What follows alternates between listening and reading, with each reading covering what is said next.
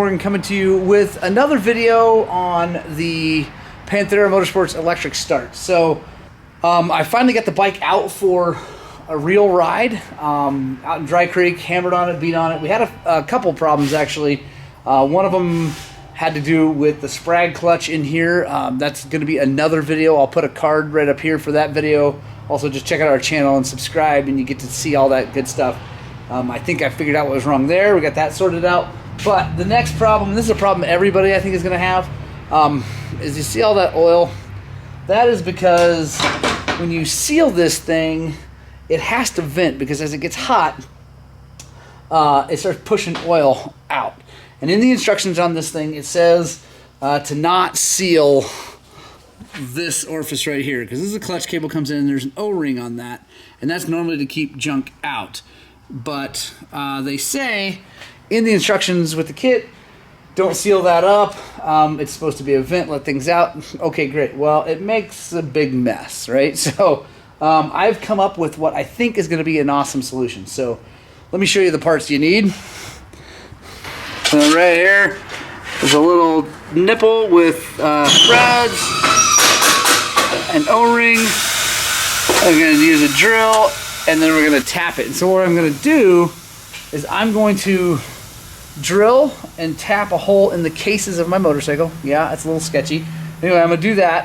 Then I'm going to get a small hose, route it up, over, down, and out the bottom to hopefully, A, let it vent really easily, so maybe there's not so much pressure in there to push it everywhere, and then also keep it from coming out and like landing right on the case, and whatever does come out, the fumes or whatever extra, comes out and goes onto the ground. So let's get after this. I'm going to have to get an angle drill, because there's not really room in here for the normal drill to come in. So fortunately I have a 90-degree drill. Choke up real short on it, as short as we can. Alright guys, so we're going to come in here, and my goal is to get it right here on this flat spot, because you don't want to do it on the round or it won't seal up even with that O-ring. So I'm going to try to come in right here on the flat spot. There's plenty of room around there that way too. I'm going to come in there, drill through. I'm going to try to be really careful not to get too many shavings. So I'm going to take a towel, go like that. There we go. So let's see what we can do. To do that, even with my angle drill, I had to take this power valve vent off because there wasn't enough room. So I got that power valve vent off, and now this will go straight down, and that looks about right to me. It's kind of centered in the flat spot. So let's see if we can't go in nice and straight.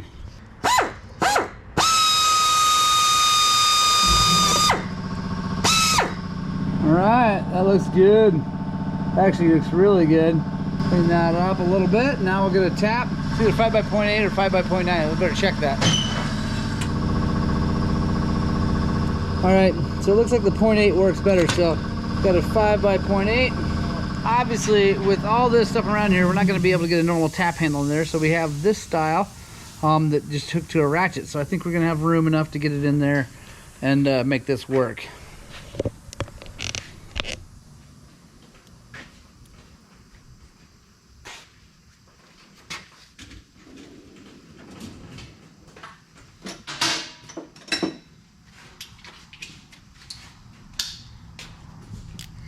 A little short stubby ratchet. Come in here, just barely enough room. And I actually might need to go. You're gonna need to go bigger on the drill. All right, go one size up on the drill. Always better to start small.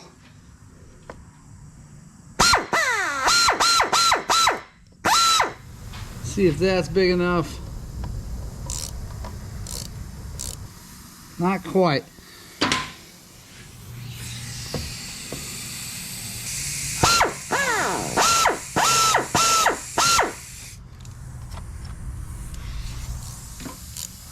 Oh, I think we might have her.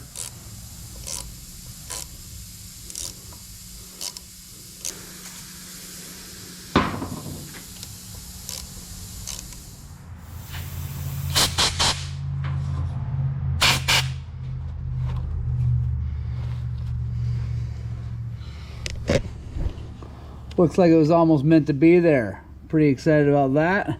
If we got this right, I think we did. Oh yeah, that's gonna go in just great. So we'll get our O-ring on that, put a little thread locker on it, and we'll get that mounted up and get a hose on it, and then we'll put all this back together, put oil in it, and then we're going to test it again for you guys.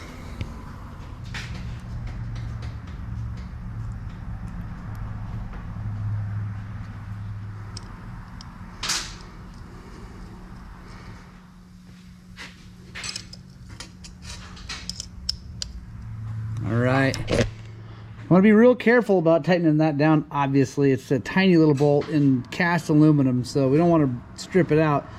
The good thing is, worst case scenario, we could just put some JB weld on that thing and it'll be just fine. But I feel pretty good about this. I think this is going to work. So let me grab some hose and show you how I'm going to route that thing. And then, yeah, we'll bolt it all back together. All right, so we got some carburetor vent line. Gonna take it. Nice tight fit. What we're gonna do, we're just gonna put a loop up and then down, and we're gonna tie it to the overflow for the radiator and the power valve and all that stuff. It'll run, if it does leak, it's gonna go into the skid plate, which isn't my favorite thing. I'd rather have it go down to the ground, but I don't have any vent hose long enough right now, so I'm just going to do that for now. I actually have more on order, so when that shows up and I get a longer piece, I'm going to make it go down and come out the bottom past the skid plate. But for now, I think this is going to work. And then hopefully that takes the pressure off of this one, and we'll keep this from building up oil right there and just making a mess. It's not like the end of the world, but it makes a nasty mess. So yeah, I think that's it for that, guys. I'm gonna get this thing up, and then I'll check in here at the end and show you kind of what it looks like when it's all routed and looking nice.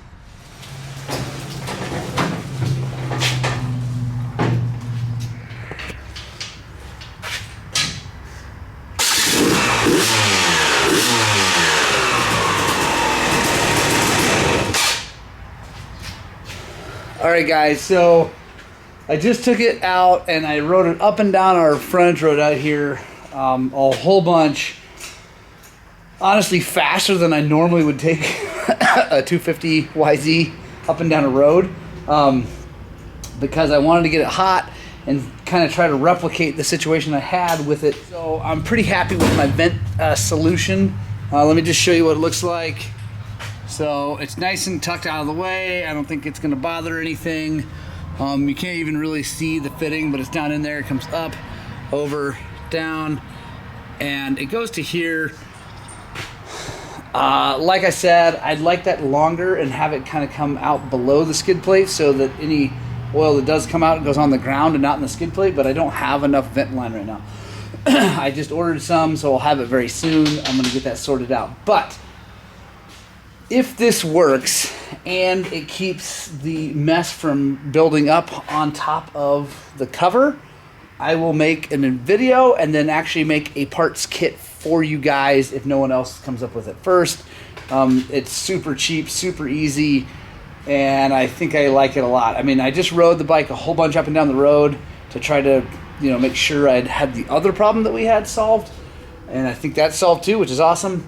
But it definitely leaked a little bit of oil out of that. I mean, it pushed a little bit out, but I think it's going to probably end up like self-leveling, because it's going to push, enough out, and then there's still going to be some left in there splashing around to do what it needs to do. But hopefully it kind of stops, and hopefully this takes the pressure off of the clutch cable, and that'll keep it from coming out the cable up here.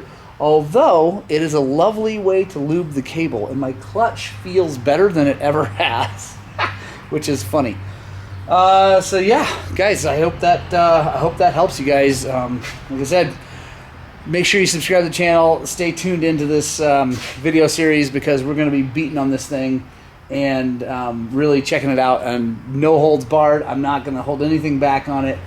So yeah, we should get a good test. I hope that what we're doing here is helping you guys, and I really hope you get out and spread the gospel of two wheels, and as always, you know what I'm going to say. I hope that what we're doing is inspiring you guys to work on, even if it's a little bit frustrating and causes a little bit of anger, but also get out and ride your dirt bikes. Beautiful day though.